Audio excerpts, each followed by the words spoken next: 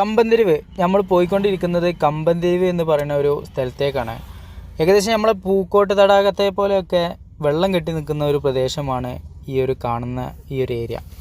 ഈ ഒരു ഏരിയയെ പറയുന്ന പേരാണ് കമ്പൻചെരിവ്.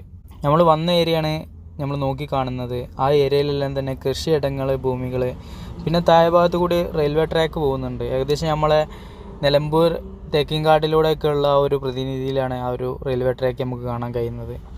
പിന്നീട് ഈ മേൽഭാഗത്തൊക്കെ നോക്കുമ്പോൾ പല മതസ്ഥരുടെയും വിവിധ തരം ബിൽഡിങ്ങുകളും കെട്ടിടങ്ങളും എല്ലാം കാണാൻ സാധിക്കുന്നുണ്ട്. പണ്ട് കാലത്തെ ജന്മിമാരുണ്ടാക്കിയിട്ടിട്ടുള്ള പല ബിൽഡിങ്ങുകളും കാണാൻ സാധിക്കുന്നുണ്ട്. പിന്നീട് ഈ തടാകത്തിൻ്റെ താഴെഭാഗത്തേക്ക് ഇങ്ങനെ നോക്കി കാണുമ്പോൾ അവിടെ പല ആളുകളും മീനൊക്കെ പിടിക്കുന്നത് കാണാൻ സാധിക്കുന്നുണ്ട്, ചൂണ്ടലിട്ട് കൊണ്ടിരിക്കുന്നുണ്ട്. അപ്പോഴാണ് നമ്മൾ അന്വേഷിച്ച് നോക്കുമ്പോൾ ഇവിടെ വലിയ വലിയ മീനുകളൊക്കെ കിട്ടിക്കൊണ്ടിരിക്കുന്നുണ്ട്, കരക്കെല്ലാം വരും എന്നെല്ലാം പറഞ്ഞു കേട്ടത്. പിന്നീട് നമ്മൾ ഈ ഒരു തടാകത്തിൻ്റെ താഴെഭാഗത്തേക്ക് ഇങ്ങനെ ഇറങ്ങിയിട്ട് അതിൻ്റെ ചുറ്റുപാട് നോക്കുമ്പോൾ ഇതുപോലെയുള്ള കല്ലുകളാലാണ് ഇതിൻ്റെ ഭിത്തി നിർമ്മിച്ചിട്ടുള്ളത്. ഇവിടെ കുറച്ച് എകർത്തിക്കാണ് എന്ന് വേണമെങ്കിൽ പറയാം, കാരണം താഴെഭാഗത്തേക്ക് കുണ്ടാണല്ലോ. പിന്നീട് നമ്മളിങ്ങനെ നോക്കി കാണുമ്പോൾ പല മന്ത്രങ്ങളും കുതന്ത്രങ്ങളും ഇങ്ങനെയുള്ള സംഭവങ്ങളൊക്കെ നടക്കുന്നതൊക്കെ ആയിട്ട് കണ്ട് നമുക്ക് പിന്നെ അതിലൊന്നും വിശ്വാസമില്ല. ഇവരെ രണ്ടാളും കിട്ടിയതിൻ്റെ ഭാഗ്യമാണ്. കാരണം തെലുങ്കാണ് ഇവരിങ്ങനെ കത്തിച്ച് വിട്ടുകൊണ്ടിരിക്കുന്നത്. ഞാൻ തൊള്ളയും പൊളിച്ചിങ്ങനെ നോക്കിക്കൊണ്ടിരുന്നത്. ഇവരിങ്ങനെ അവരോട് വേണ്ട കാര്യങ്ങളൊക്കെ സംസാരിക്കുന്നുണ്ട്, ഇവിടുത്തെ ഡീറ്റെയിൽ കാര്യങ്ങളൊക്കെ ചോദിക്കുന്നുണ്ട്. അപ്പോഴാണ് പറയുന്നത് ഇവിടെ വലിയ വലിയ മീനൊക്കെ ഈ കരക്ക് വരും, അങ്ങനെയുള്ള സംസാരങ്ങളൊക്കെ സംസാരിച്ചുകൊണ്ടിരിക്കുന്നത്. ഇവിടുത്തെ ഈ ഒരു ആൾ അവരുടെ ആ ഡ്രസ്സിങ് കാര്യങ്ങളൊക്കെ നോക്കിക്കഴിഞ്ഞാൽ അറിയാം, തനതായ മനുഷ്യന്മാർ, പച്ചയായ മനുഷ്യന്മാർ. പിന്നീട് നമ്മൾ ഈ ഒരു സൈഡിലേക്ക് ഇങ്ങനെ നോക്കി കാണുമ്പോൾ ഇതുപോലത്തെ മുസ്ലിംസിൻ്റെ എന്തോ ഒരു ഖബറിടം കാണാൻ സാധിക്കുന്നുണ്ട്. അതുപോലെ തന്നെ ഹിന്ദു മതസ്ഥരുടെ ഒരു അമ്പലം കാണാൻ സാധിക്കുന്നത് തൊട്ടപ്പുറത്ത്. ഈ വലത്തെ ഭാഗത്തായിട്ട് കാണുന്നത് ഒരു ജമ്മിമാരുടെ പണ്ടത്തെ കാലത്തെ ഒരു ബിൽഡിംഗ് ആണെന്നാണ് തോന്നുന്നത്. ആ ഒരു സ്ട്രെച്ചിങ് ആണ് ഉണ്ടായിട്ടുള്ളത്. പിന്നീട് കച്ചവടങ്ങളും കാര്യങ്ങളൊക്കെ ചെറുതോതിലൂടെ നടക്കുന്നുണ്ട്. വീക്കെൻഡൊക്കെ അടിച്ചു വിളിക്കാൻ പറ്റിയ ഒരു അടിപൊളി സ്ഥലമാണ്. പക്ഷേ കറക്റ്റ് മെയിൻ്റനൻസ് കാര്യങ്ങളൊന്നും നടക്കുന്നില്ല ഇവിടെ. ഫുള്ള് അയക്ക് കാര്യങ്ങൾ, പിന്നെ വേസ്റ്റ് ഇടൽ കാര്യങ്ങൾ, ഇങ്ങനെയൊക്കെയുള്ള രീതിക്കാണ് ഇവിടെ കാര്യങ്ങളൊക്കെ കാണാൻ സാധിക്കുന്നത്.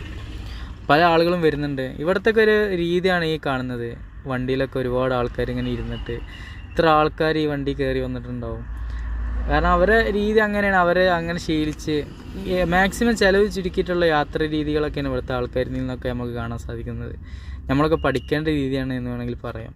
എല്ലാവർക്കും യാത്ര ചെയ്യാൻ പണമാണ് ഒരു പ്രശ്നം, പക്ഷേ ഇവിടുത്തെ ആൾക്കാർക്ക് പണം പ്രശ്നമേ അല്ല എന്നുള്ളതാണ്. പിന്നീട് നമ്മളിങ്ങനെ ഈ ഒരു കച്ചവടത്തിൻ്റെ ഈ ഒരു ഏരിയയിലേക്ക് വന്നപ്പോൾ ഇതുപോലെ ഉള്ള ഒരു സാധനം ഉണ്ടാക്കി തരുന്നതായിട്ട് കണ്ട് ഞാൻ ഇതെന്താണ് ഉണ്ടാക്കുന്നത് എന്നുള്ള കൗതുകത്തിലാണ് ഈ ഒരു സാധനം മേടിച്ചത്. ആർക്കും റെക്കമെൻഡ് ചെയ്യില്ല, കാരണം എല്ലാവർക്കും ഈ ഒരു ടേസ്റ്റ് ഇഷ്ടപ്പെട്ടോളൊന്നുമില്ല. കുറച്ച് ആ ഒരു പൊരി എടുത്തിട്ട് അതിലേക്ക് ഇട്ടിട്ട് പിന്നെ പല സാധനങ്ങളും മിക്സാക്കി, ഉള്ളി, തക്കാളി, പിന്നെ കുറച്ച് മിക്സറ്, അതുമായി ബന്ധപ്പെട്ട കുറച്ച് ബേക്കറി സാധനങ്ങളെല്ലാം മിക്സാക്കിയിട്ട് പിന്നീട് കുറച്ച് മുളക് പൊടി, ഇങ്ങനെയുള്ള മസാല കാര്യങ്ങൾ, ഉപ്പ് വെള്ളമാണെന്ന് തോന്നുന്നുണ്ട്, അതെല്ലാം ഇട്ടിട്ട് ഇങ്ങനെ ഇളക്കി തരും. പല ആളുകളും വരുന്നുണ്ട്, വീഡിയോ എടുക്കുന്നുണ്ട്, ഫോട്ടോ കാര്യങ്ങളൊക്കെ എടുക്കുന്നുണ്ട്. വളരെ രസകരമായിട്ടുള്ളൊരു ഏരിയ എന്ന് വേണമെങ്കിൽ പറയാം. നമ്മുടെ നാട്ടിലൊക്കെയാണ് ഈ ഏരിയ എന്നുണ്ടെങ്കിൽ എന്തുമാത്രം കെയർ ചെയ്തിട്ടുണ്ടാവും എന്നുള്ളതാണ് ഞാനിങ്ങനെ ചിന്തിച്ച് പോയത്. ഒന്നാമത് ആന്ധ്രാപ്രദേശ് എന്ന് പറഞ്ഞ സ്ഥലം ഒരുപാട് ഏരിയ ഒഴിഞ്ഞ് കിടക്കുന്ന നല്ല നല്ല ബ്യൂട്ടിഫുള്ളായിട്ടുള്ള ഏരിയ ഒരുപാടുള്ളത് കൊണ്ടായിരിക്കാം ഇവരിതിനൊന്നും മെയിൻറ്റെയിൻ ചെയ്യാതെ ഇങ്ങനെ ഇട്ടിട്ടുള്ളത്. നമുക്കാണെങ്കിൽ മെയിൻറ്റെയിൻ ചെയ്യാൻ ഇങ്ങനത്തെ ഏരിയകളൊന്നും കിട്ടാത്ത പ്രശ്നം. പിന്നെ ഇവിടുത്തെ വൃത്തിയുടെ കാര്യങ്ങളും മറ്റുള്ളതൊക്കെ നോക്കുമ്പോൾ വളരെ വൃത്തിഹീനമായിട്ടുള്ള സാഹചര്യത്തിലാണ് കൂടുതൽ ഏരിയകളും.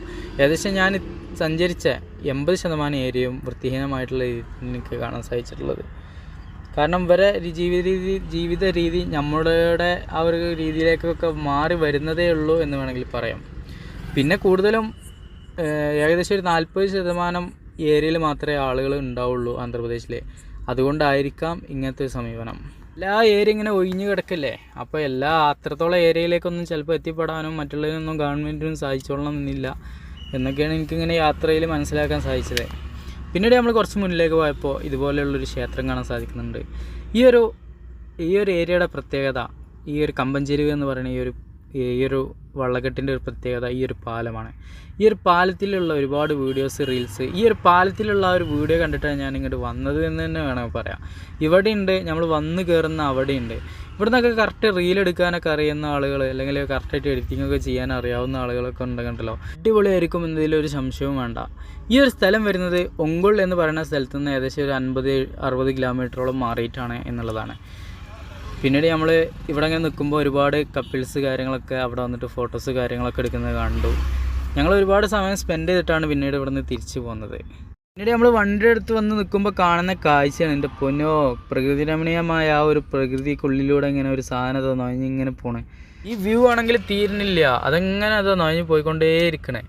ഈ ഫ്രണ്ടിൽ നിന്നുള്ള കാഴ്ച എങ്ങനെ, ബാക്കിൽ നിന്നുള്ള കാഴ്ച തടാകത്തിൻ്റെ കാഴ്ചയും വളരെ മനോഹരമായിട്ടുള്ള കാഴ്ചയാണ്. പക്ഷേ നമ്മൾ ഈ നിൽക്കുന്ന ഈ പ്ലാറ്റ്ഫോം ഉണ്ടല്ലോ, ഈ ഒരു ഏരിയ ഉണ്ടല്ലോ, ഇതൊന്നും കൂടിയും അപ്ഡേറ്റ് ആക്കിയിരുന്നെങ്കിൽ എന്ന് ഞാനിങ്ങനെ ഇവിടെ നിന്ന് ചിന്തിച്ച് പോയി. നമ്മളെ ഏരിയയിലൊക്കെ ആണെന്നുണ്ടെങ്കിൽ പല കാര്യങ്ങളും ഇവിടെയൊക്കെ ചെയ്തിട്ട് മനോഹരമായിട്ട് ഒരു ടോക്കണ് കാര്യങ്ങളൊക്കെ വെച്ചിട്ട് സെറ്റാക്കുമായിരുന്നു എന്നും ചിന്തിക്കുന്നു.